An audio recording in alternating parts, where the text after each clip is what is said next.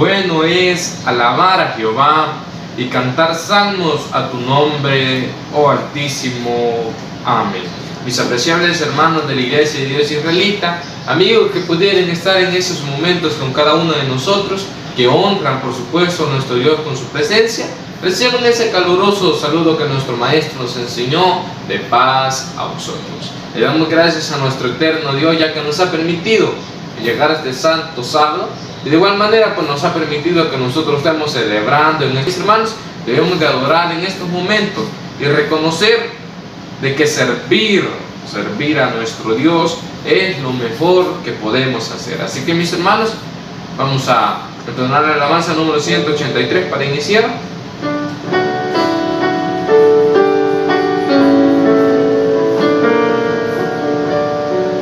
Alabanza 183. Lleva como título: vale la pena servir a Jesús. Cantemos, amados hermanos. Servir a Jesús proclama su verdad, es grande placer y felicidad.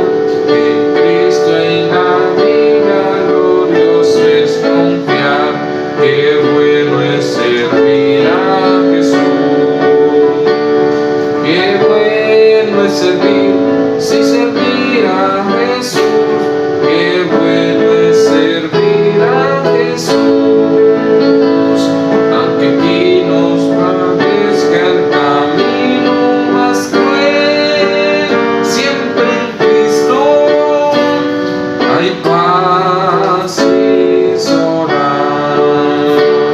Qué bueno es servir a Jesús siempre aquí, si Él siempre verás luchando feliz, riquezas de gloria Él tiene, oh sí. Qué bueno es servir a Jesús. Qué bueno es servir, sí, servir a Jesús. Qué bueno es servir a Jesús, aunque aquí nos parezca el camino más cruel, siempre en Cristo hay paz y soledad. Porque la tristeza te quiere encerrar y triste tu ser desea el dulce hogar. No temas, Jesús no llegará. Qué bueno es servir a Jesús. Qué bueno es servir, sí, servir a Jesús. Qué bueno es servir a Jesús, aunque aquí nos parezca el camino más cruel, siempre en Cristo hay paz y soledad.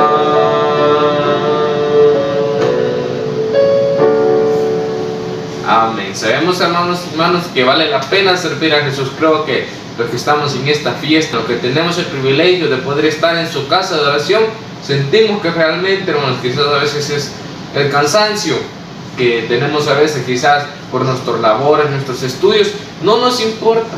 ¿Por qué? Porque al momento de nosotros llegar a ese camino, al momento de llegar a esa casa de oración, sentimos que todos nuestros problemas desaparecen. ¿Por qué? Porque sabemos y hemos reconocido que de verdad vale la pena servir a nuestro Dios. Así vamos a entonar otra alabanza, amados hermanos, para después de esta alabanza venir en palabras de oración. Alabanza número 164, titulado Bajo sus alas.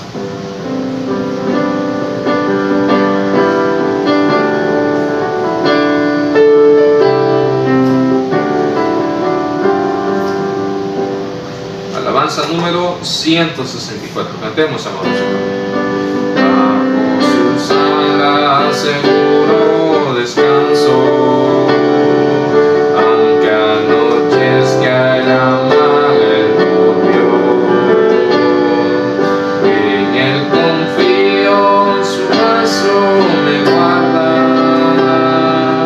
Hijo soy de su eterna bendición.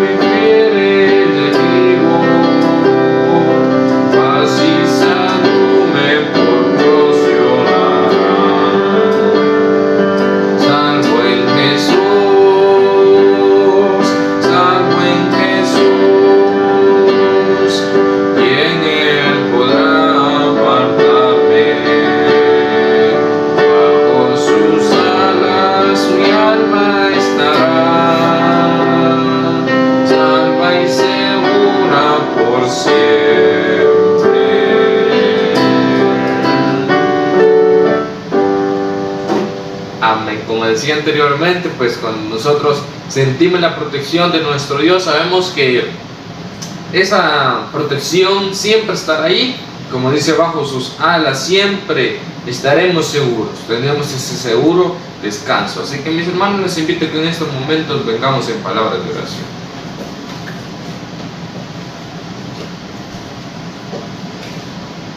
Bendito Padre, que tu morada está en las alturas de los cielos, grande y misericordioso eres tú con cada uno de nosotros, agradeciéndote por tus bondades, por tus misericordias que tú has tenido con cada uno de nosotros.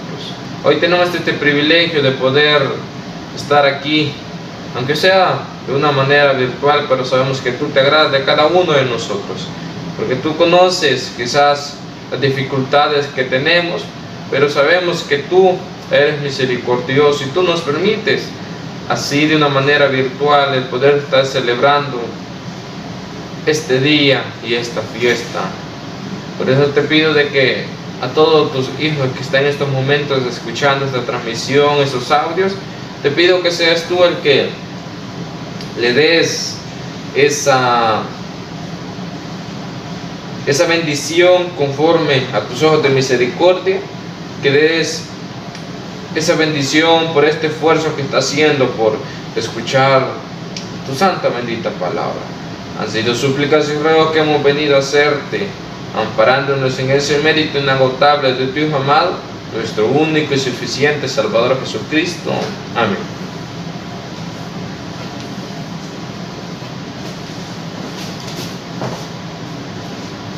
Bien, mis amados hermanos, vamos a continuar adorando a nuestro Dios, y ahora lo vamos a hacer, hermanos, con alabanza número 77.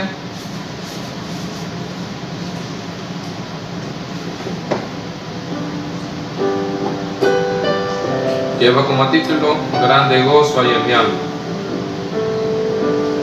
Alabanza, les decía, número 77. Cantemos, amados hermanos.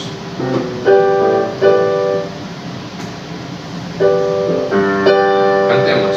Grande gozo hay en mi alma hoy, pues Jesús conmigo está, y su paz que ya gozando estoy, por siempre durará. Grande gozo, cuán hermoso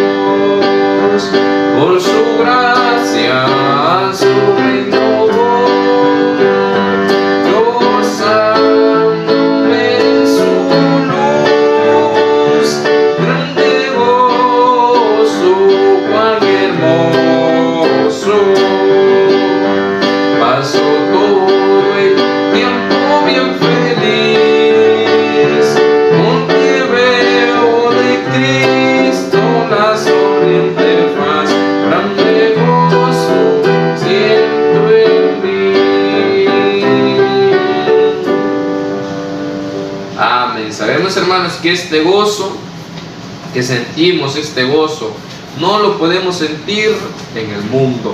Sabemos que este gozo que nos glorificamos y lo estamos haciendo de una manera buena, que es dedicando este precioso momento para nuestro Dios. Así, mis hermanos, vamos a entonar la alabanza número 187, ya que se acerca el momento en el cual vamos a escuchar esos 10 divinos mandamientos.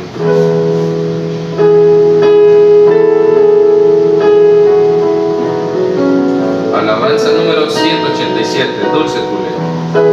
Cantamos, amados hermanos. Tus preceptos y ley de amor son dulces a mi corazón.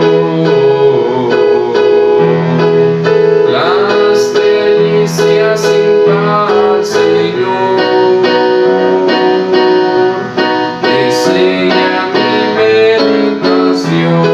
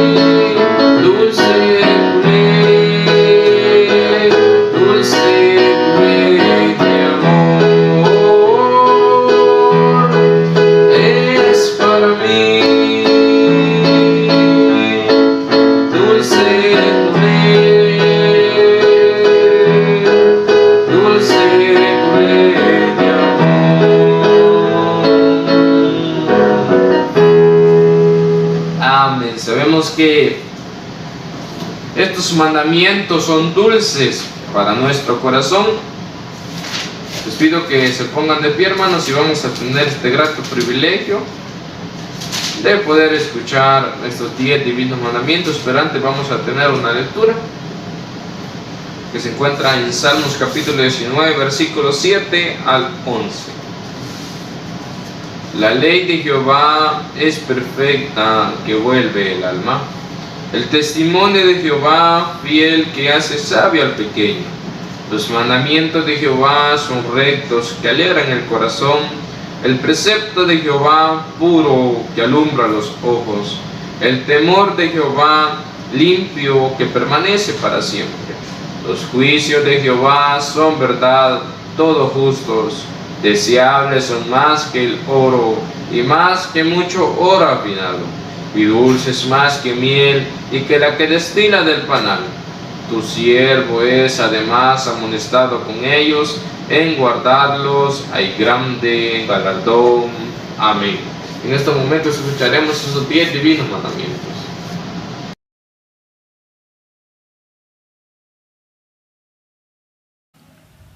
Recordamos en este momento los santos mandamientos y afirmamos con un fuerte amén a cada uno de ellos.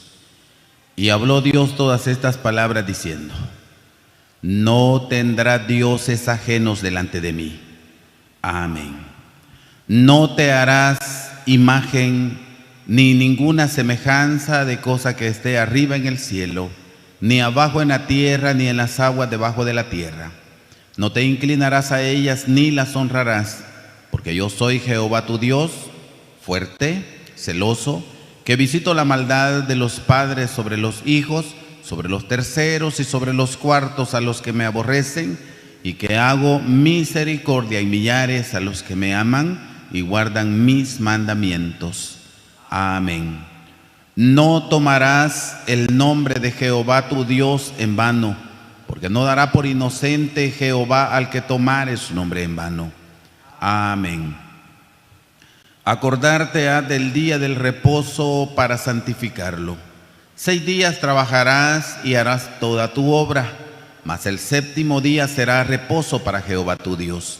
No hagas en él obra alguna, tú, ni tu hijo, ni tu hija, ni tu siervo, ni tu criada, ni tu bestia, ni tu extranjero que está dentro de tus puertas.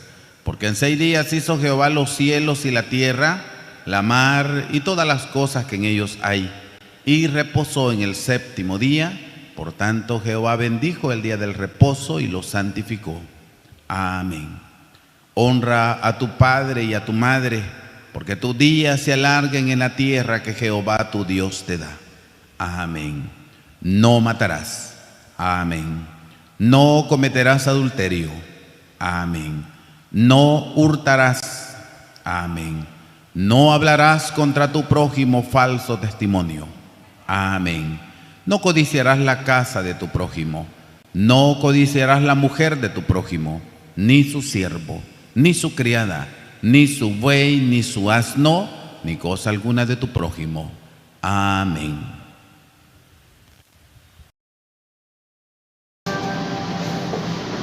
Muy bien, mis amados hermanos, luego de que hemos escuchado esos 10 divinos mandamientos, vamos a continuar adorando a nuestro Dios y lo vamos a hacer con alabanza número 79. Que lleva como título Entera Consagración.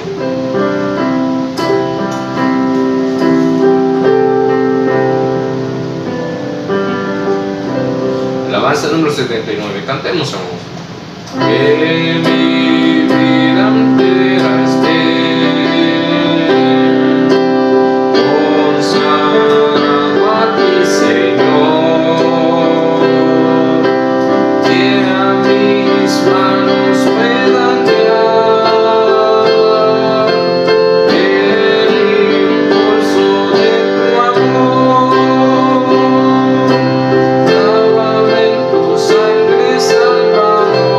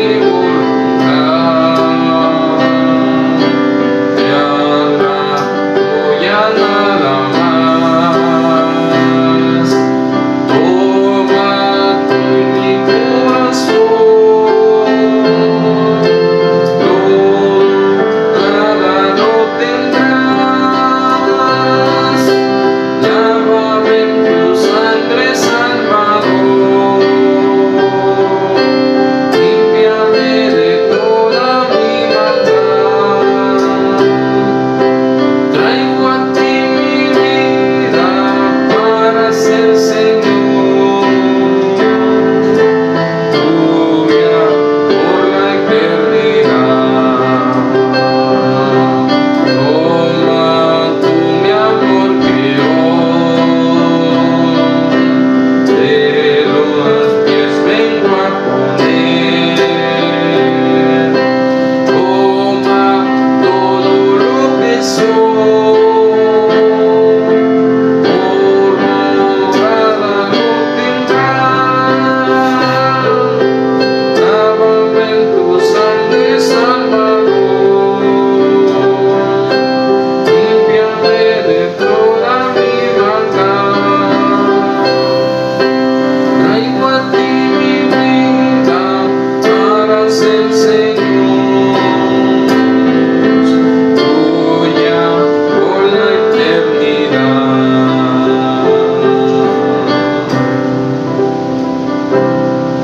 Amén. Sabemos, amados hermanos, que nuestra vida tiene que estar consagrada a nuestro Dios, para que vayan todas nuestras acciones encaminadas, amados hermanos, en este camino, encaminadas así como a nuestro Dios le agradan. Por eso esta preciosa alabanza nos recuerda y nos decía que nosotros debemos de presentarnos con una vida enteramente consagrada a nuestro Dios. Así, mis hermanos, vamos a entonar la última alabanza, un estribillo, hermanos. Vamos a entonar la alabanza número 242.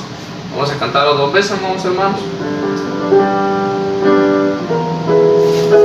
Vamos a cantar la alabanza número 242, titulada Yo soy peregrino, y luego de esta alabanza vamos a dar el espacio a nuestro hermano.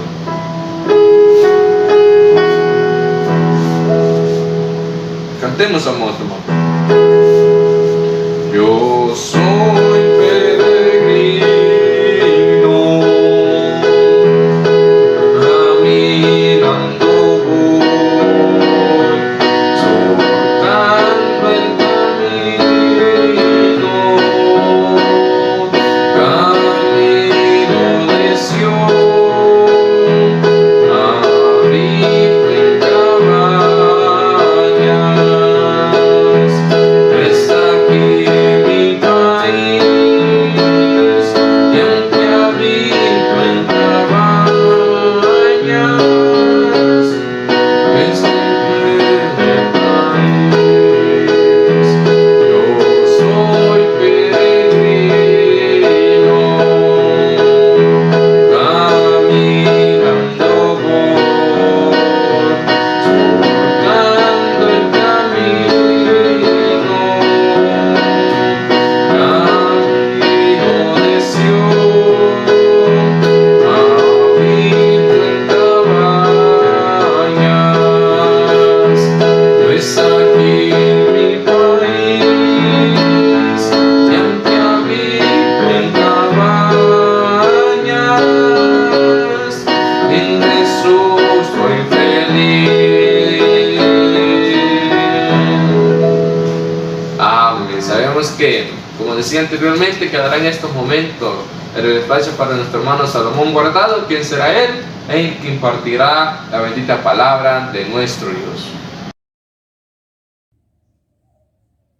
Mis queridos y amados hermanos, miembros de la Santa Iglesia del Señor y amigos que nos acompañan viendo esta transmisión o escuchándola en los audios, reciban todos este fraternal saludo de paz a vosotros. Mis hermanos, en esta preciosa mañana, después de haber utilizado unos minutos para adorar a nuestro Dios por medio de nuestros cánticos, vamos a estudiar la palabra de Dios. Estamos hablando acerca de nuestra doctrina, de nuestra forma de creer conforme a las Escrituras, y estamos, hermanos, hasta cierto punto como revisando lo que a nuestro alrededor oímos, la manera de creer de algunos grupos religiosos que predican la palabra sin ningún fundamento bíblico. Y es necesario, como es lo que oímos, hermanos, es lo que escuchamos a nuestro alrededor, es necesario que nosotros tengamos bien claro lo que la iglesia enseña, lo que creemos conforme a las Escrituras, para poder hacer diferencia entre lo que es correcto y lo que no lo es. Seamos todos bienvenidos. En este momento, pues vamos a estudiar la palabra de nuestro Dios, Pero antes vamos a hacer una oración. Voy a pedirles que me acompañen. Vamos a doblar nuestras rodillas en este momento.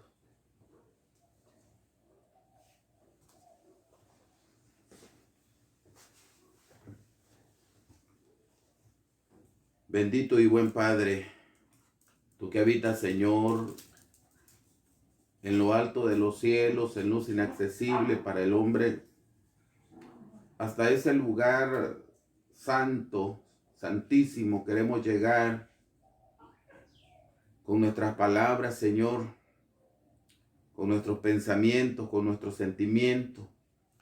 Señor, venimos agradecidos contigo porque nos regalas la oportunidad de poder platicar contigo.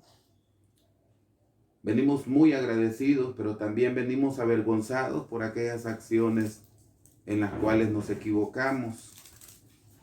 A lo mejor ofendimos a nuestro prójimo, te ofendimos a ti de una manera inconsciente, no lo sabemos.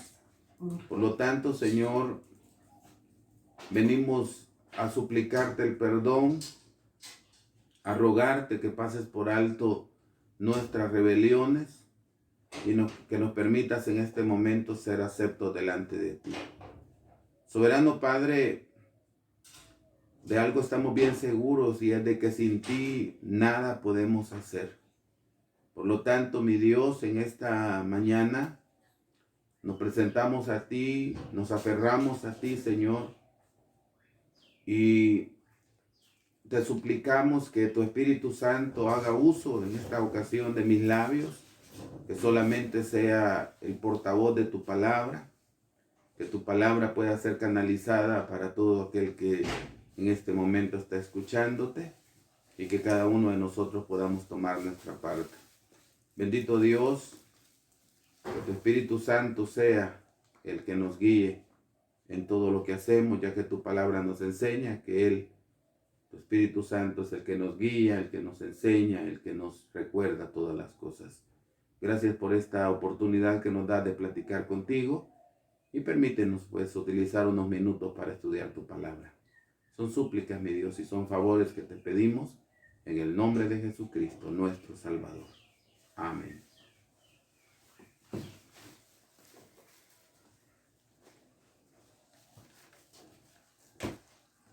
Bien, mis queridos hermanos, vamos a estudiar, como les dije, la palabra de nuestro Dios.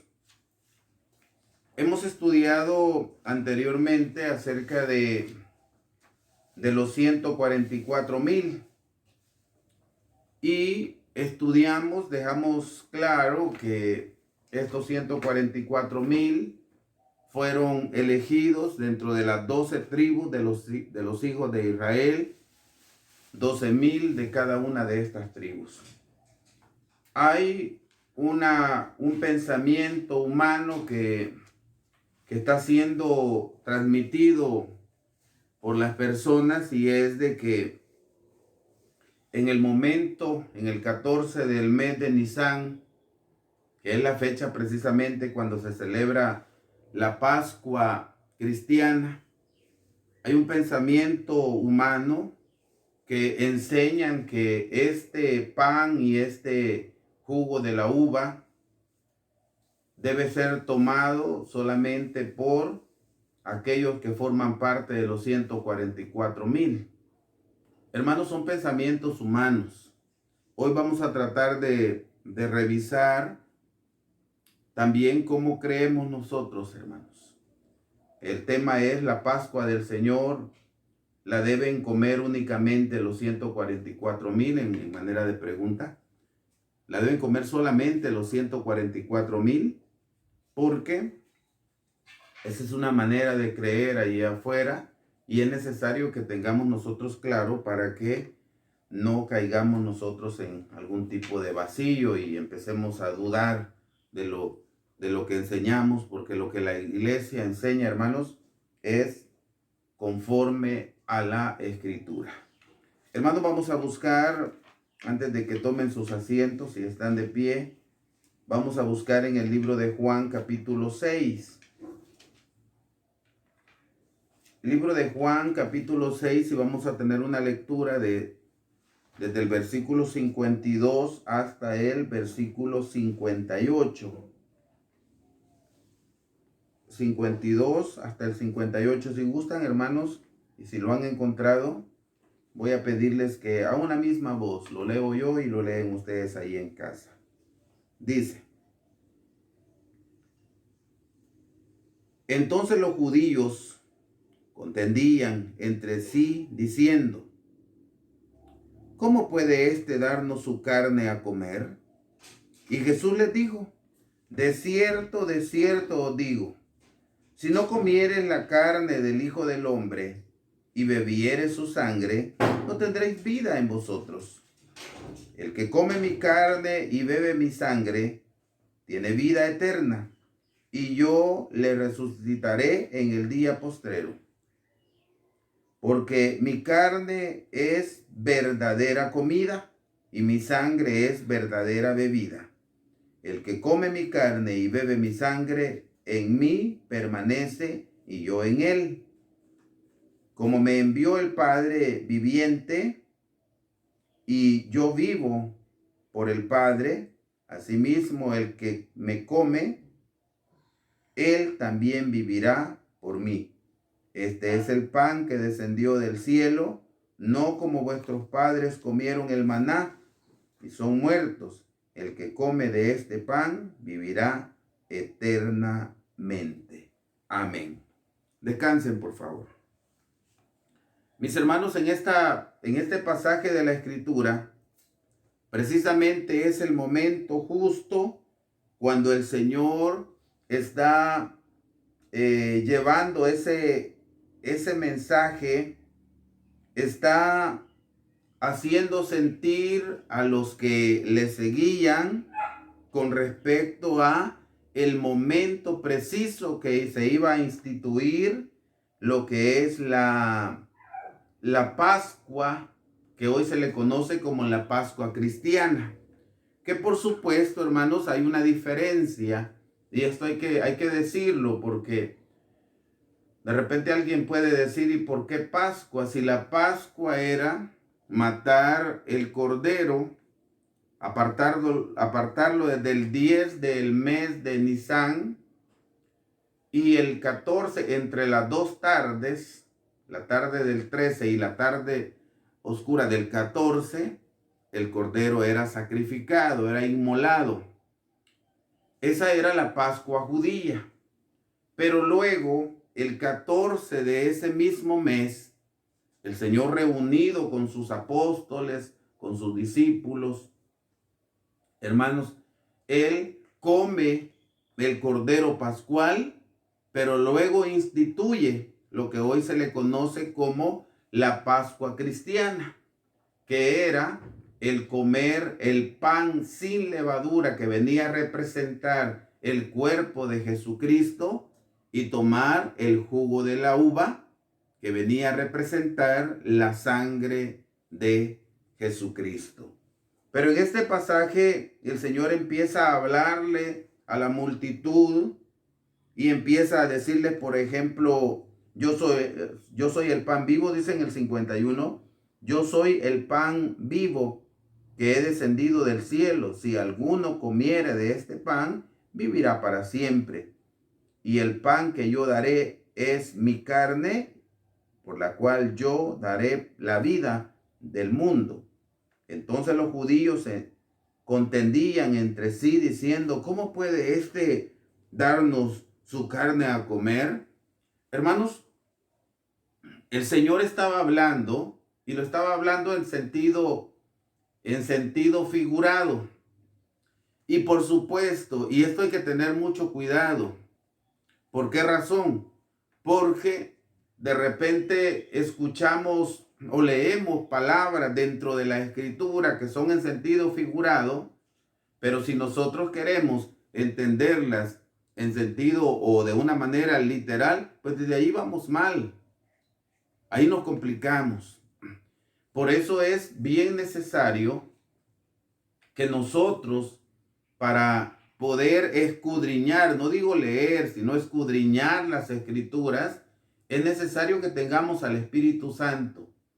Es necesario que Él more en nosotros para poder comprender las Escrituras, porque la Biblia dice que el Espíritu Santo nos va a enseñar, Él nos va a recordar, así le fue dicho a los apóstoles, Él nos va a recordar y Él también nos va a guiar a toda verdad y a toda justicia. Nos va a enseñar y recordar todas las cosas.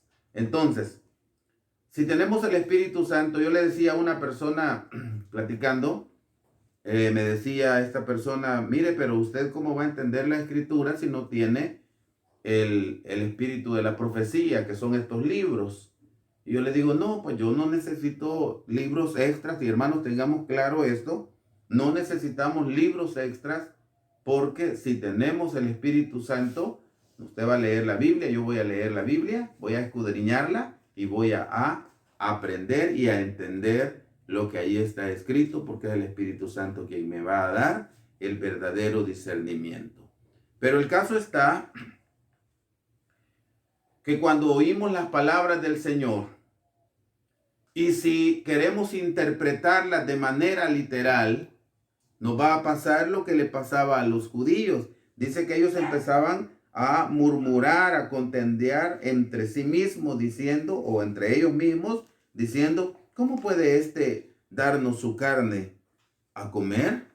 Es parecido, hermanos, y yo creo que cabe la aclaración, es parecido como cuando Jesucristo estaba siendo enjuiciado. Recordemos esto, cuando Jesucristo estaba recibiendo o estaba siendo enjuiciado para luego morir en la cruz del Calvario por amor a nosotros, dice la Biblia de que empezaron las gentes, los que lo estaban enjuiciando, empezaron a buscar testigos, y no los hallaban. Entonces, a la postre dice la Biblia que llegaron unos testigos falsos. Oigan bien, llegaron testigos falsos afirmando que Jesús había dicho que iba a derribar el templo y en 3 días lo iba a reedificar. Y cuando oímos esas palabras, decimos, ¿lo habrá dicho el Señor? ¿Habrá dicho el Señor que iba a derribar el templo y lo iba a reedificar en 3 días? Sí lo dijo. Pero lo dijo en el sentido figurado, refiriéndose a su cuerpo. Pero aquellos testigos lo habían interpretado en un sentido literal y se referían al templo de Salomón. Se referían a ese templo, a esa belleza arquitectónica. Entonces, desde el momento que ellos llegan afirmando esas palabras, refiriéndose al templo, a la belleza del templo, fueron considerados testigos falsos y estaban diciendo la verdad, pero la interpretación de esas palabras era equivocada. Y en ese momento la mala interpretación los convirtió en testigos falsos. ¿A qué quiero decir con esto?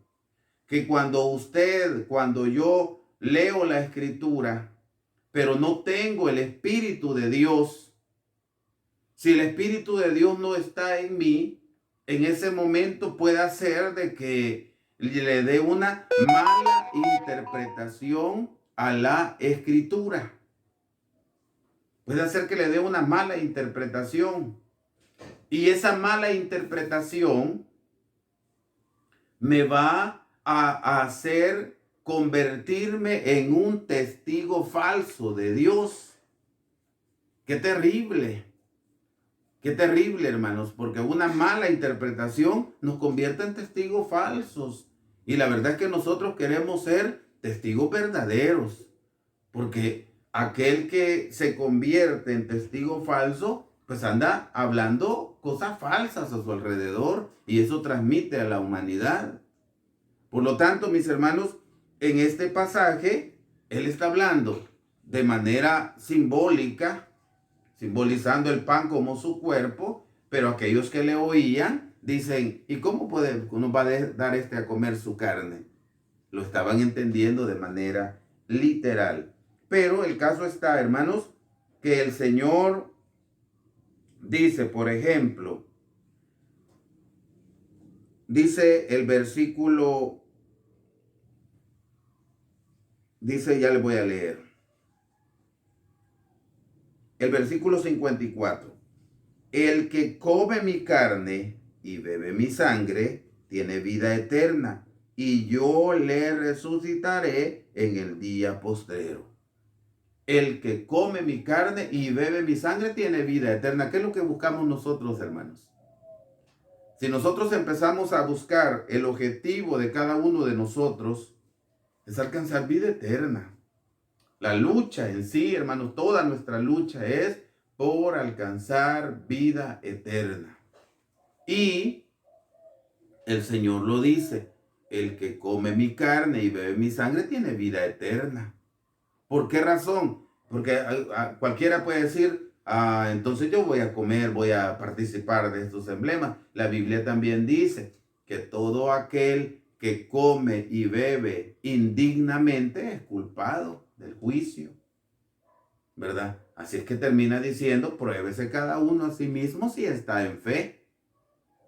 Porque si usted come indignamente, juicio come, porque no está discerniendo el cuerpo del Señor. Entonces, mis hermanos, ahí nos deja como a nuestro análisis. Usted considérese. Al final terminamos en nuestra forma de creer, nuestra forma de enseñar, terminamos diciendo, para que una persona pueda participar de los emblemas solamente hay un requisito: que sea circuncidado o que sea bautizado. Hablo de la circuncisión no hecha con mano en la carne, sino hecha en el corazón por medio del bautizo. Que sea bautizado en la iglesia, bajo esta misma fe. Entonces, luego, el bautizado se prueba a sí mismo si está en fe y come de esa carne simbólica y de esa sangre simbólica. Come. Y, por supuesto, tuvo que haberse hecho un autoanálisis, porque el que come indignamente, juicio come, porque no está haciendo ese discernimiento de lo que realmente está haciendo. Entonces, al final, el Señor deja a nuestra libre decisión qué vamos a hacer. Por supuesto, si yo no participo, porque analizo que no estoy bien, ¿qué debo hacer? Debo luchar por dejar esa manera equivocada de llevar la vida que me está llevando a la condenación.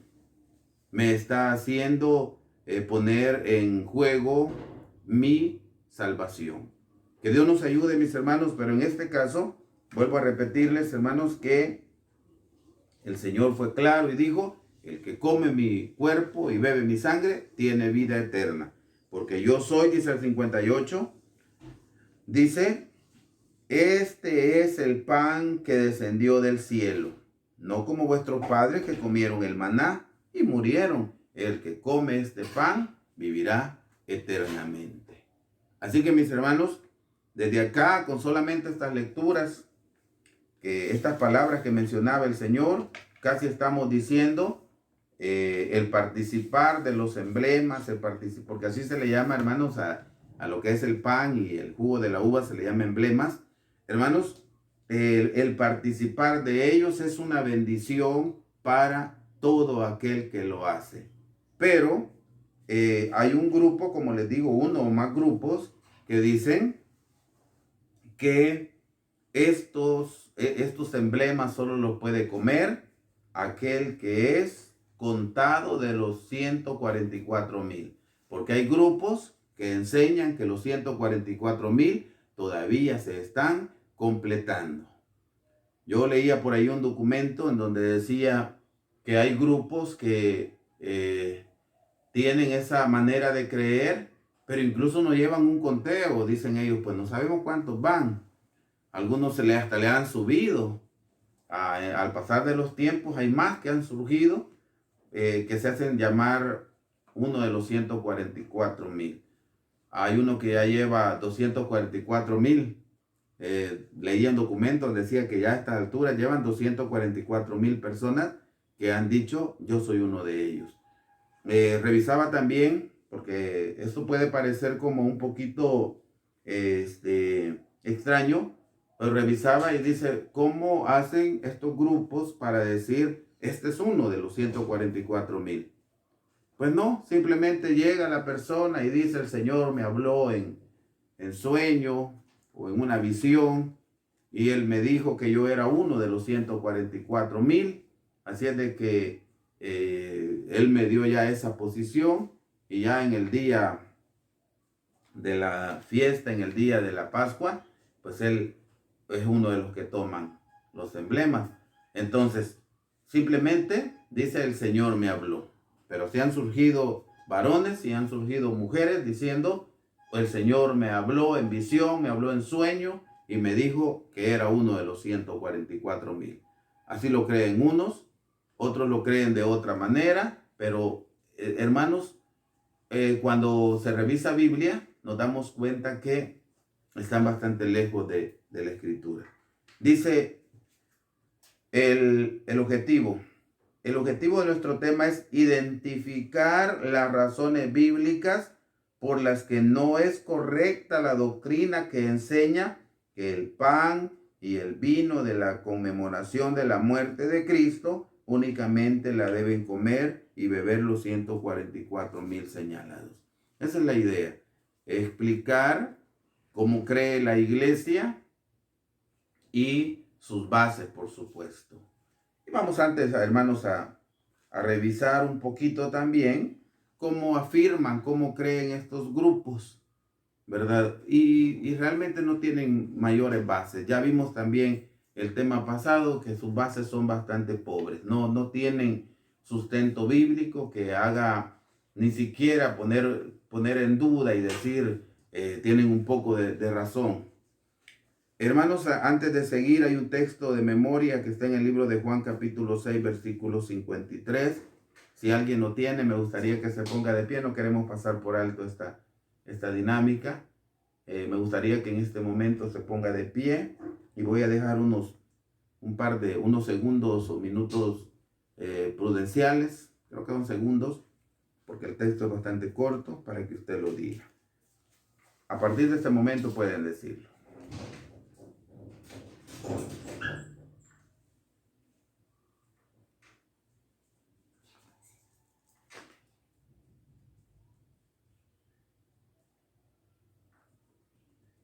Amén.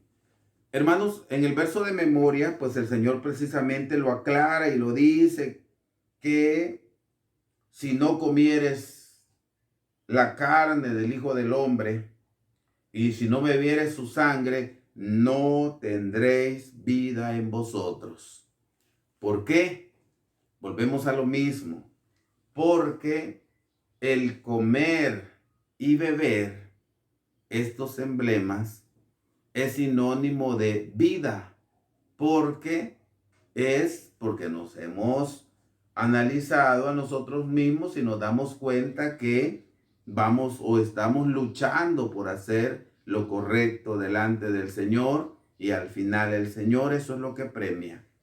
Porque alguien puede decir, la hermana o el hermano participó de los emblemas, pero realmente tiene sus errores. Sí, es que vamos en un proceso, hermanos, debemos entender eso. Vamos avanzando, pero lo importante es avanzar. Lo importante es no perder de vista la vida eterna y avanzar. Incluso los grandes hombres del ayer, el apóstol Pablo, él decía, yo no soy perfecto, yo no lo he alcanzado todo, pero yo hago algo. Yo no pierdo de vista el blanco, que es la salvación. Yo sigo adelante, prosigo el blanco, decía él. El mundo religioso dice prosigo el blanco, que es Cristo, pero la Biblia no lo dice así.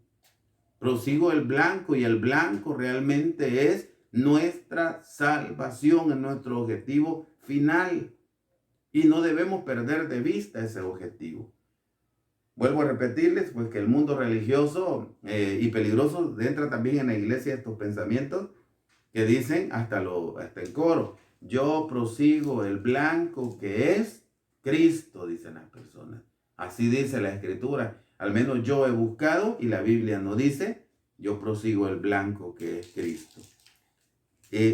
Hermanos, el blanco, nuestro objetivo final es la salvación, es la vida eterna. Y es por lo que usted y yo luchamos, y es por lo que también invitamos a los amigos que nos están escuchando para que busquen que hagan uso de esta alternativa para buscar vida eterna.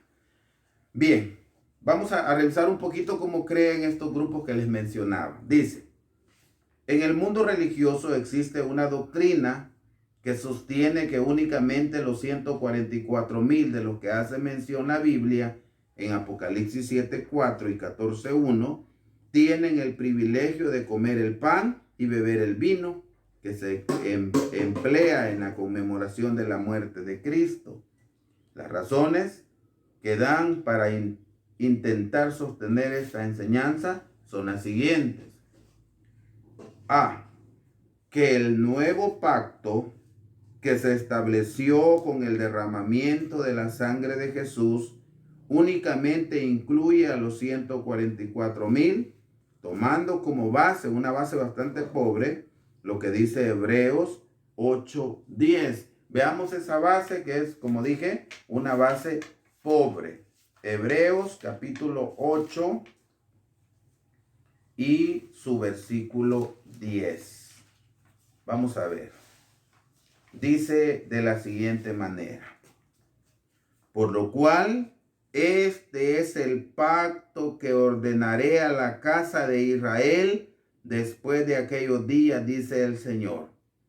Daré mis leyes en el alma de ellos y sobre el corazón de ellos las escribiré.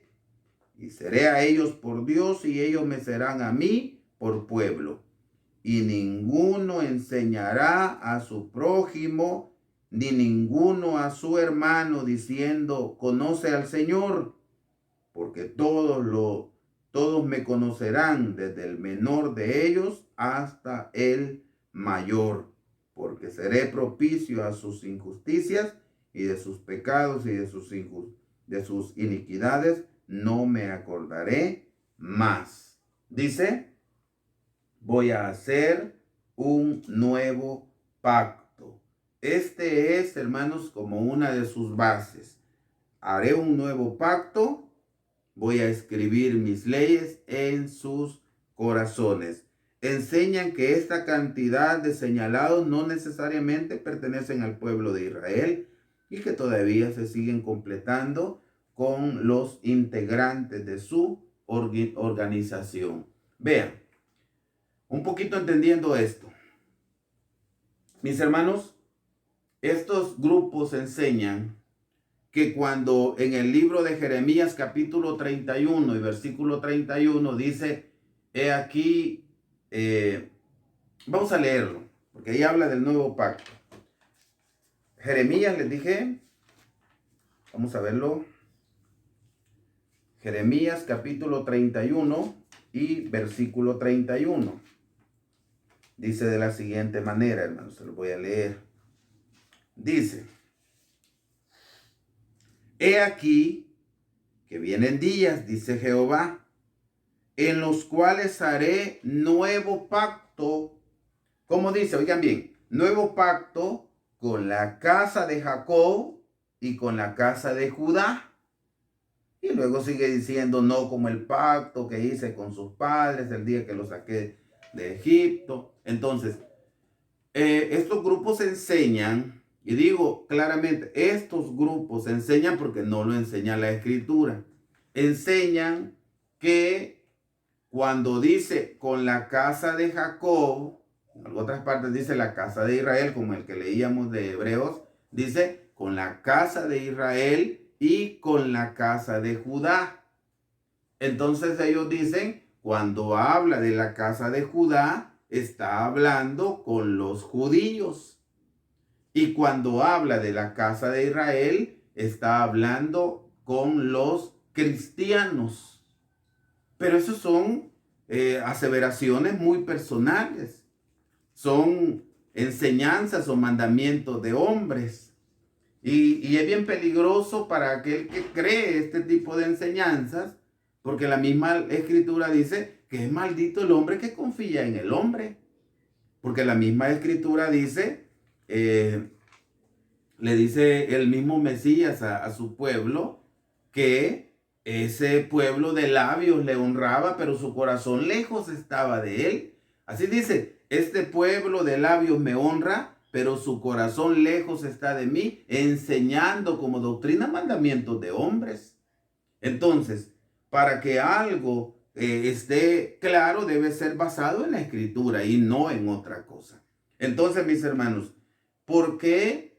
Desde ya aclaramos el por qué es que el Señor dice voy a hacer nuevo pacto y menciona ya el pacto va a ser con la casa de Israel y con la casa de Judá, simplemente porque el reino de Israel fue dividido en dos reinos. Estaba el reino de Judá y estaba el reino de Israel. Dos tribus, solamente estaba Judá y Benjamín en esas dos tribus, y estaban las otras 10 tribus restantes en el reino de Israel.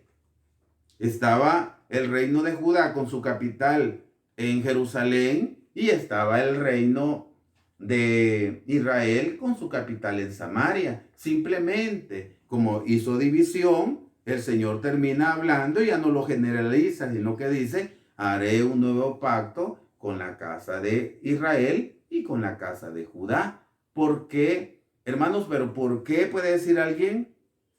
El Señor menciona a los dos, porque entre los dos están las 12 tribus. Y el Señor iba a escoger 12,000 de cada una de ellas. ¿Se entiende, hermanos, lo que quiero decir? Él iba a escoger 12,000 de cada tribu bajo un nuevo pacto. Porque el nuevo pacto consiste en escribir, y ahí lo leímos en Hebreos, escribir la ley de Dios, una ley perfecta, que no necesita ajustarla, cambiarla, modificarla, porque es perfecta.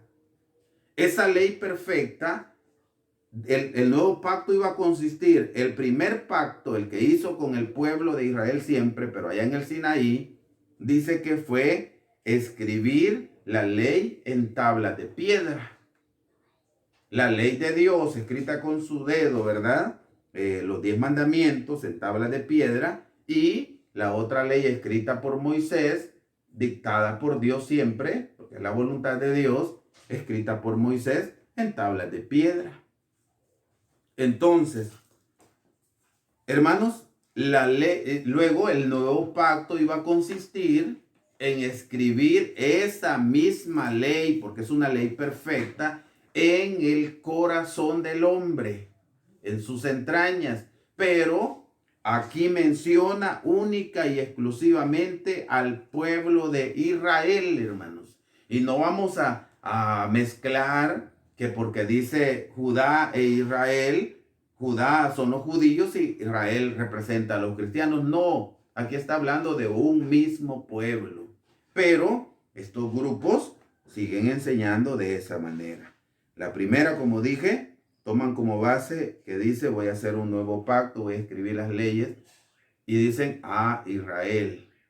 Allí parte de los 144,000 empezaron con ellos y hasta nuestro tiempo siguen completándose según el pensamiento de estas personas. Dice veíamos en la otra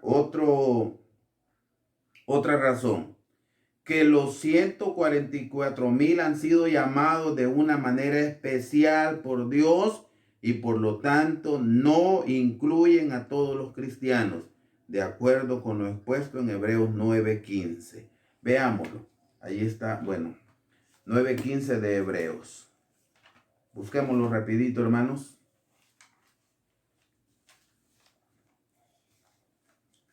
Hebreos capítulo 9 y versículo 15.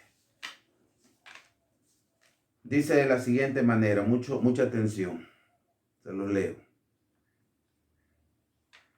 Así que ahorita se lo leo.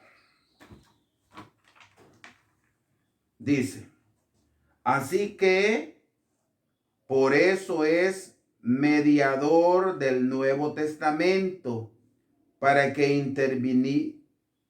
interviniendo muerte para la remisión de las rebeliones que había bajo del primer testamento. Los que son llamados reciban la promesa de la herencia eterna. Oigan bien, ellos en otra de las razones dice que estos han sido llamados de una manera especial, diferente. Y por eso es que ellos hacen la diferencia entre los cristianos y los 144,000. Los cristianos comunes, voy a decir, y este grupo selecto, diferente, especial, que lo están completando en este tiempo. Ya les mencionaba, porque así lo creen, que de repente alguien llega y dice: el Señor me habló y yo soy uno de los 144,000, y nadie se opone porque no tienen como sus bases claras para decir: entonces pasémosle un examen, ¿verdad? Y estas características debe tener. No tienen porque no las hay. C. Sumado a lo anterior, afirman que los 144,000 tendrán el honor de reinar con Cristo en el cielo. Para decir esto se basan en los siguientes textos. Por ejemplo, vamos a leer uno, Lucas 22:28. Libro de Lucas, capítulo 22 y versículo 28. Dice de la siguiente manera: Empero vosotros sois los que habéis permanecido conmigo en mis tentaciones. Yo pues os ordeno un reino como mi Padre me lo ordenó a mí, para que comáis y bebáis en mi mesa, en mi reino, y os sentéis sobre tronos juzgando a las 12 tribus de Israel. Dice, este grupo va a estar en el cielo con Jesucristo. Jesucristo, solo aclarando acá, cuando habla de su reino, él no está mencionando cielo. Él está mencionando su reino porque el reino de Jesucristo va a ser en la tierra. Y la Biblia lo dice. Algún día vamos a revisar este tema. Pero la Biblia nos enseña que Él va a estar en la tierra y su reino va a ser establecido. El reino milenial va a ser establecido sobre la tierra. Vamos a ver. Dice, los cristianos que no pertenecen a los 144,000, aunque no participen del pan y del vino, sí deben asistir a la conmemoración para expresar gratitud por el sacrificio de Jesús. Y tienen sus ¿por qué? Primera de Juan 2:2, leámoslo. Primera de Juan, capítulo 2 y versículo 2 dice así, miren, se lo voy a leer. Dice, y Él es la propiciación por nuestros pecados, y no solamente por los nuestros, sino también por los de todo el mundo. Él es la propiciación de nuestros pecados, y no solo por los nuestros, sino por los de todo el mundo. Entonces él dice, ellos dicen, todo el mundo debe asistir a conmemorar la muerte del Señor, porque Él con su muerte perdonó pecados. Pero, aclaran, los únicos que van a participar de los emblemas son aquellos que están contados dentro de los 144,000. Yo oía un testimonio de una persona que permaneció a un grupo que cree así y dice, yo en toda mi vida que estuve allí, dice, o todo el tiempo, mejor dicho, que estuve allí, solamente conocí a uno que él había dicho, yo soy uno de los 144,000. Solamente uno. Y así es la realidad. Yo no sé si hoy es la cosa diferente, pero estos grupos así lo ven de esa manera. Bien, en las afirmaciones anteriores puede observarse que los 144,000 tienen privilegios especiales. Este hecho es considerado suficiente para decir que solo ellos pueden participar del pan y del vino, mientras el resto queda excluido. La Biblia no dice así. Luego, estas afirmaciones carecen de veracidad. Ya hemos mencionado que los 144,000 fueron exclusivamente del pueblo de Israel, lo vimos en el tema pasado. Eran 12,000 de cada tribu, y así lo dice Apocalipsis 7, del 4 en adelante. Ahora bien, el pacto que Dios hizo fue con estos 144,000, que son la casa de Judá y la casa de Israel. Y aquí citamos nuevamente Jeremías 31:31, haré de nuevo pacto con la casa de Jacob y con la casa de Judá.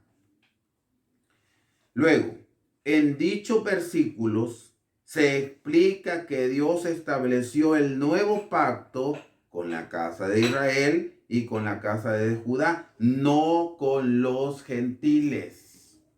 Hermanos, esto para nosotros debe estar claro. Claro, hermanos. ¿Por qué razón? Porque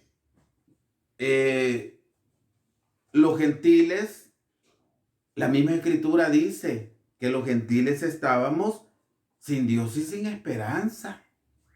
De hecho, hermanos, a mí me gusta este versículo porque el libro de Romanos capítulo 9, me gusta, hermanos, bajo el término de que aquí el Señor está siendo claro y dice, yo le di todo a mi pueblo. Oigan bien, dice el 9:4 de Romanos. Ahorita se los leo. Dice, que son israelitas, de los cuales es la adopción, la gloria, el pacto, la data de la ley, el culto y las promesas. ¿Qué más? ¿Qué faltaba? Nada. Siempre lo hemos dicho, ¿qué le faltaba a Israel? Según este versículo, nada.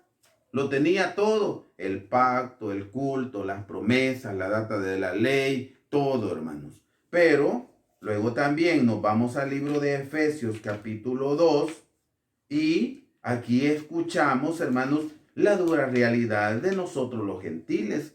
Les dije capítulo 2, ¿verdad? Vamos a leer el versículo, vamos a ver. Versículo 12.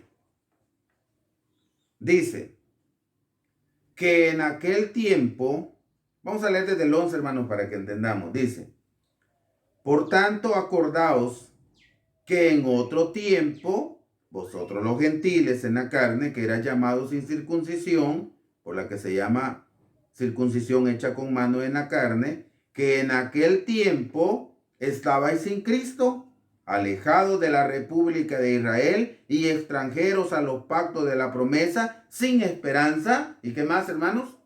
Y sin Dios en el mundo. El Señor, cuando hace un nuevo pacto, en ese nuevo pacto lo hace con su mismo pueblo. ¿Por qué razón? Porque el pueblo había ya perdido la manera correcta de ofrecer o de cumplir sus leyes. El pueblo a lo mejor cumplía las leyes de Dios, pero lo hacía por el miedo de que el violar una de las leyes era sinónimo de muerte. Entonces, el pueblo a lo mejor cumplía estas leyes porque si no me van a matar. Pero el Señor no quiere que usted o yo le sirvamos por miedo. El Señor quiere que hagamos las cosas por convicción de fe, por amor, por respeto, que nosotros le respetemos a Él y no le tengamos miedo. Eso quiere el Señor. Entonces, mis hermanos, el nuevo pacto consistió nomás en escribir las leyes en el corazón. Y bajo el nuevo pacto, si los antiguos le dijeron, no matarás, pero bajo el nuevo pacto, con la ley escrita en el corazón, ni siquiera le va a desear un mal a su prójimo, ¿se entiende? Todo aquel, si el antiguo dijo, los antiguos te dijeron, el antiguo pacto dijo, no cometerás adulterio, pero si tenés ya la ley de Dios escrita en el corazón bajo el nuevo pacto, entonces Dice, todo aquel que mira a una mujer para codiciarla ya adulteró con ella en su corazón, pero si está en el nuevo pacto, la ley escrita en el interior, en el corazón del hombre, entonces ya no va a caer en ese vacío.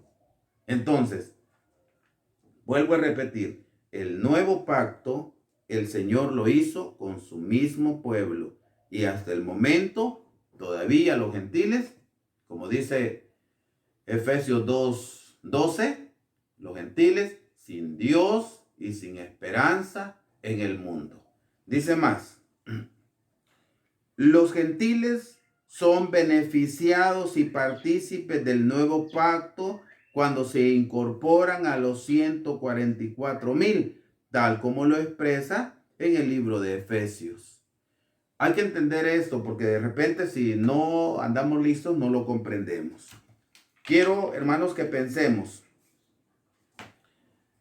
Anteriormente solamente habían, voy a decir así, no sé si me equivoqué, pero habían dos grupos.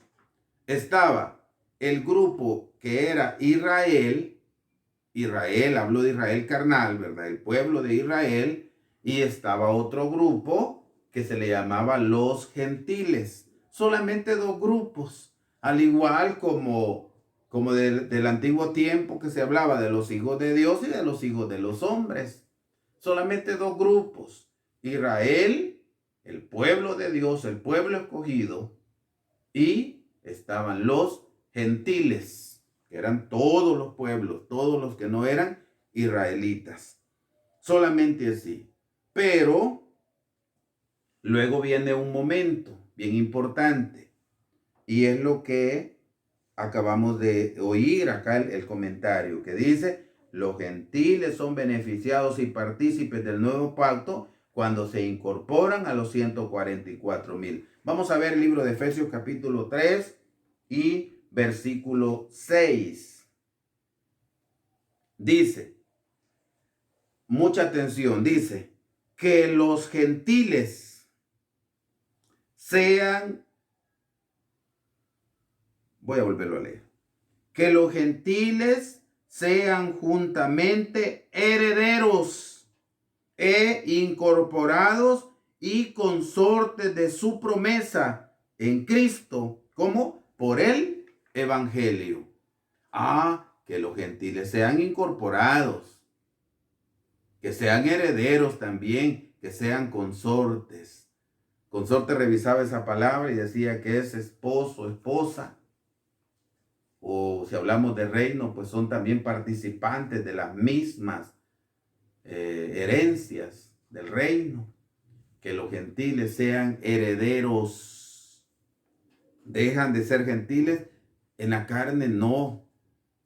Pero espiritualmente dejan de ser gentiles. Pero que sean herederos juntamente con los que van a recibir esa herencia. En su primera fase, ya lo vimos el tema pasado, eran 144,000. Y bajo ese término, hermanos, veamos hoy un pasaje, no está, creo yo, dentro de creo que no está dentro de nuestras lecturas. Libro de Corintios, 1 Corintios capítulo 10. Y dice el versículo 32. Oigan bien.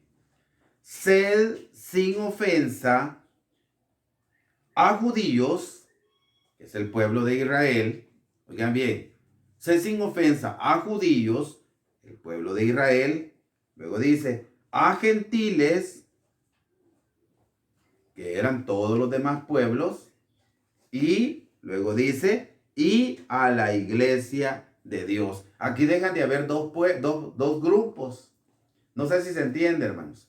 Aquí deja de haber dos grupos. Antes eran judíos, el pueblo de Israel, gentiles, y ahí quedaba, solo judíos y gentiles. Pero hoy habla de un grupo más. Sé sin ofensa a judíos, a gentiles y a la iglesia de Dios. ¿Quién o cómo es conformada la iglesia de Dios? La iglesia de Dios, hermanos, desde su, voy a decir, su formación, desde que la iglesia empieza a ser formada, llamada por Jesucristo, el Mesías llama primero a su pueblo y de su pueblo escoge 12,000 o llama a 12,000 de cada tribu. 144,000. Estos son extraídos del pueblo del natural, ¿verdad? Israel, y son incorporados a un grupo que se le llamó Iglesia de Dios, la iglesia. El resto de Israel, pues ellos, la misma escritura dice que ellos fueron endurecidos para que viendo no vieran y oyendo no entendieran. Ellos hasta hoy han sido endurecidos su corazón para no creer al Mesías. Pero los 144,000, el Señor les abrió los ojos del entendimiento y le reconocieron como el Hijo de Dios, como el Mesías prometido. Y este grupo selecto, 144,000, va y conforma la iglesia de Dios. Entonces, mis hermanos, estamos leyendo que hasta ese momento los gentiles vamos a tener parte, pero uniéndonos a los 144,000, que los gentiles, decía lo que leíamos hace un momento, que los gentiles sean incorporados, para que también ellos sean herederos. ¿Incorporados a qué? Incorporados al pueblo de Israel. Y por eso es que en el libro de Efesios capítulo 2, versículo 12, dice, lo vamos a volver a recordar, Efesios 2:12, nos dice de esta manera, que en aquel tiempo estabais sin Cristo. En el 11 dice, acordaos que en otro tiempo vosotros los gentiles, pero aclara, en la carne, porque espiritualmente dejamos de ser gentiles a partir del momento que llegamos al Señor. Pero lo dice, estabais sin Dios y sin esperanza en el mundo. Luego dice más, el versículo 13, mas ahora en Cristo Jesús, vosotros que en aquel tiempo estabais lejos, habéis sido hechos cercanos por la sangre de Cristo. El sacrificio del Mesías vino a escoger primeramente 144,000, creyeron al Evangelio, porque luego los gentiles que creemos en el Señor somos incorporados, y hay que ser claros, incorporados al Israel de Dios o a los 144,000, porque también está el Israel natural, que sigue guardando algunas leyes, guardando algunas fiestas, sigue celebrando, guardando, pero no cree en el Mesías. Y nosotros somos incorporados al Israel de Dios. Dice el libro de Romanos capítulo 2, vamos a buscarlo también, hermanos. Libro de Romanos capítulo 2, y dice el versículo 11, porque todos los que sin ley, no, dice más, el 11, porque no hay acepción de personas para con Dios. Dice, porque todos los que sin ley pecaron, sin ley también perecerán. Y todos los que en la ley pecaron, por la ley serán juzgados, porque no los oidores de la ley son justos para con Dios, mas los hacedores de la ley serán justificados. Hermanos, yo creo que el Señor más claro no puede hablarle a la iglesia. El Señor nos dice, bueno, aquel que no tiene ley, porque hay una buena cantidad que simplemente dicen, nosotros hoy ya no nos regimos por la ley, sino por la gracia. Pues sin ley van a ser condenados. ¿Por qué? Porque están dejando de lado esa ley perfecta que Dios ha dejado. ¿Para qué sirven las leyes, hermanos? Ya lo hemos dicho. Las leyes son un conjunto de normas, de reglas que sirven para que las cosas sean bien, caminen bien, para que exista orden, para que para que no exista el desorden. Para eso son las leyes. Por eso es que las ciudades tienen leyes, las instituciones tienen leyes y la iglesia tiene leyes. Claro, la iglesia de Dios debe tener leyes. Debe tener leyes. Porque la ley es la que hace que permanezca ese orden. Pero si no queremos tener leyes de Dios, Dios dictó leyes y no las queremos y apartamos nuestro oído para no oír ni siquiera esas leyes, la Biblia dice, el que aparta su oído para no oír la ley, hasta su oración es abominable. Que Dios nos ayude, hermanos amados. Porque estos que están pensando de esa manera, para empezar, desechan las leyes. Y para continuar, sus bases, no hay base bíblica, sino que pensamientos humanos para aseverar dichas situaciones con respecto a los 144,000. La iglesia, hermanos, sí debemos tener claro que nosotros, a partir del momento que creemos en el Señor y nosotros nos hacemos acreedores de las promesas, nos hacemos acreedores de la herencia que Dios le dejó a Israel, pero también nos hacemos responsables de cumplir con lo que Dios le exige a su pueblo. Siempre es así, hermanos. ¿Queremos beneficios? Sí los queremos. Pero para poder obtener un beneficio debemos tener también obligaciones. Decía alguien, me recuerdo en una ocasión, decía, una persona va a trabajar, le dice, mire, su hora de entrada es a las 8 y va a salir a las 4 de la tarde. Pero si esta persona fue un día y después dijo, ya no voy, el día de pago no puede ir a cobrar su beneficio, ¿se entiende? Mire, aquí vengo por el pago, porque a le van a decir, mire, usted solamente vino un día, pero ya no vino. Usted automáticamente quedó despedido y no puede decir nada más, quedó despedido. Pero si esta persona va y cumple hora de entrada con su trabajo, con sus obligaciones, el día de pago recibe su beneficio. Mis hermanos, Dios nos ha dejado a nosotros obligaciones, ¿verdad? Cumplir con sus leyes para poder obtener el beneficio. Si no, de tarea, hay que leer Deuteronomio 28. Y será que si oyeres atentamente la voz de Jehová tu Dios y guardares sus mandamientos, hermanos, si guardamos su divina ley, dice que viene una serie de bendiciones para nosotros. ¿Las queremos? Claro. ¿Queremos esos beneficios? Pues hay que cumplir con nuestras obligaciones.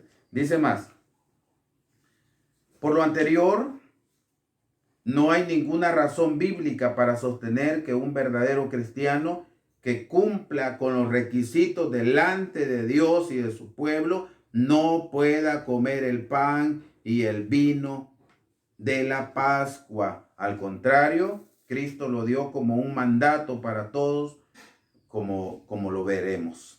Estos 144,000 israelitas sí gozan de un privilegio, de acuerdo con lo que dice Apocalipsis 14:4, el cual consiste en ser séquito del Señor. Sin embargo, en ninguna parte de las Escrituras se dice que ellos son los únicos que deben participar del pan y del vino. El Señor Jesús dijo claramente, de cierto os digo, si no comieres la carne del Hijo del Hombre y bebieres su sangre, no tendréis vida en vosotros. ¿Queremos vida? Sí queremos vida. Entonces, hermanos, la iglesia continúa participando de estos emblemas porque es lo que el Señor le ha ordenado. Lo mismo pasa con lo que Pablo escribe a los Corintios. La copa de bendición que bendecimos no es la comunión de la sangre de Cristo.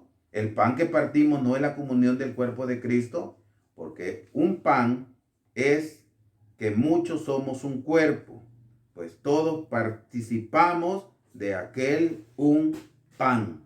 Así lo dice el apóstol Pablo. Todos, y ahí no dice porque solamente los elegidos participan de este pan, sino que dice todos, y está hablando de la misma, de la Pascua cristiana, y el apóstol Pablo dice, todos participamos de aquel un pan.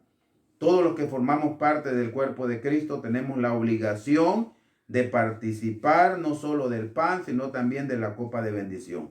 El apóstol no solamente le habla a los 144,000, sino a los de Corinto, que era una iglesia formada por gentiles, y no solo a los que supuestamente forman parte de este cuerpo, sino a todos.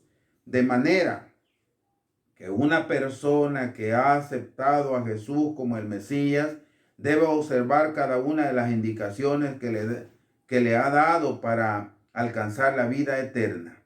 Y entre ellas está la participación del pan y del vino de la fiesta de la Pascua, y también del lavatorio de los pies, ya que si no hacemos, no tendremos parte con él. Así le dijo incluso el Señor a Pedro, cuando él le dijo, Señor, no me dejaré lavar. Él le dijo, si no dejas que te lave, tampoco vas a tener parte en mi reino. Entonces, si esa es la condición, Señor, lávame todo. Entonces, mis hermanos amados, con lo antes expuesto, debemos entender que esos mandamientos, esas doctrinas, esas enseñanzas, son enseñanzas de hombre.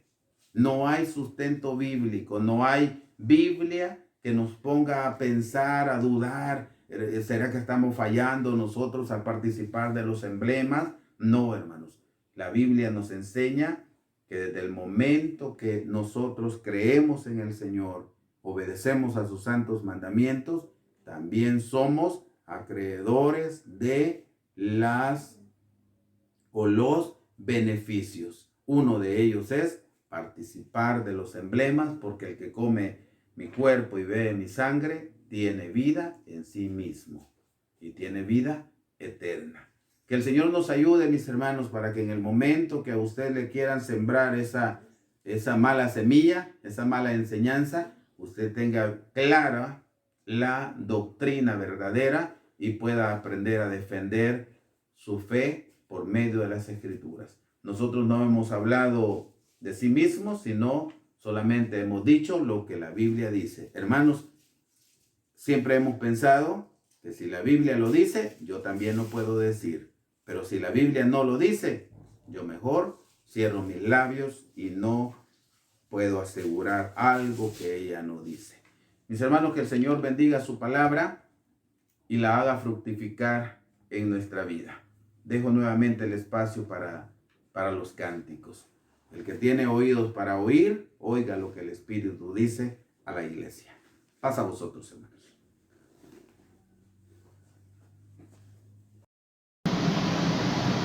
Bien, mis apreciables hermanos, luego de que hayamos tenido ese privilegio de escuchar esa meditación de la palabra de nuestro Dios, vamos a entonar la última alabanza en estos momentos, hermanos, la alabanza número 262.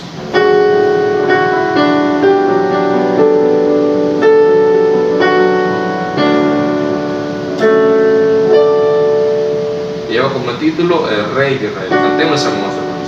Somos los hijos de Abraham, somos los hijos de Israel, lo que dijiste que todas las naciones serían salvos en él. Tú eres el Dios de Israel.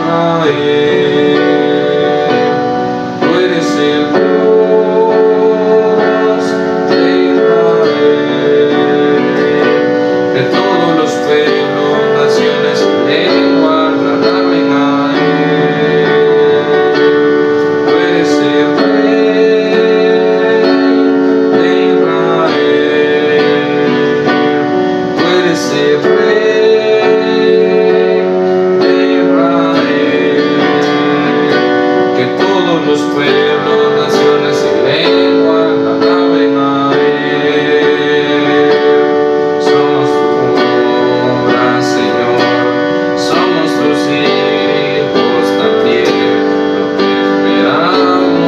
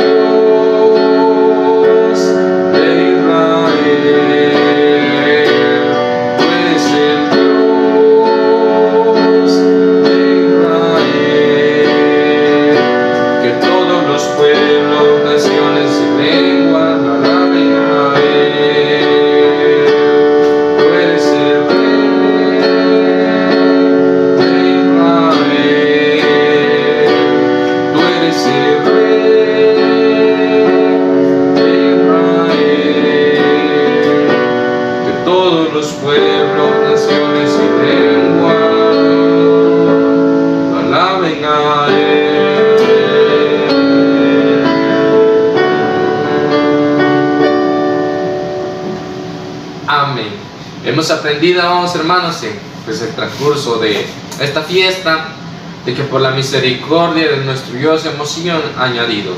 Y sabemos, hermanos, que este Dios de Israel es nuestro Dios y debemos de glorificarnos en Él, y debemos de siempre que nuestras alabanzas, que nuestras acciones vayan acorde al mandamiento de nuestro eterno Dios. Hasta aquí llegada mi participación. Así quedará nuevamente nuestro hermano, quien va a ser el encargado de finalizar con este precioso culto. De mi parte solo me resta decir a cada uno de ustedes: paz a vosotros.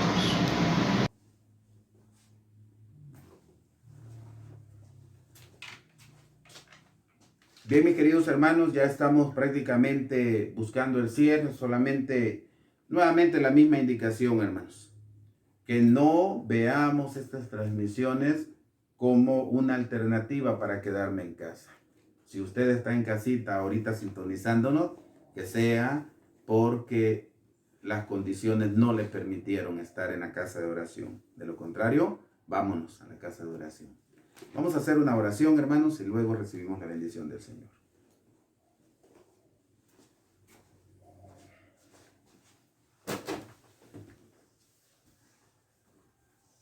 Eterno Padre, una vez más, Señor, nos presentamos a ti. Venimos agradecidos, Padre bueno, por la multitud de tus piedades y misericordias. Y en este momento, Señor, cuando ya hemos estudiado tu palabra, cuando ya te hemos elevado cánticos, estamos, Padre bueno, agradecidos por todo. Y venimos a suplicarte, buen Dios, que nos permitas el siempre buscar el hallar gracia delante de ti, y que tu palabra, tu doctrina pueda quedar escrita en nuestras entrañas para poder llevarla a la práctica todos los días de nuestra vida. Bendice a todos tus hijos que por X motivo no están en tus casas, pero están hoy haciendo uso de esta tecnología y están en sus hogares escuchando tu palabra. Soberano Dios, muchas gracias por este espacio que nos has regalado. Gracias porque has hablado a nuestra vida y creemos que nos estás preparando por alguna situación futura. Dios eterno, bendice a toda tu iglesia y también a aquellos que en su calidad de amigos han estado sintonizándonos. Son súplicas y favores que te pedimos en el nombre de Jesucristo, nuestro Salvador. Amén.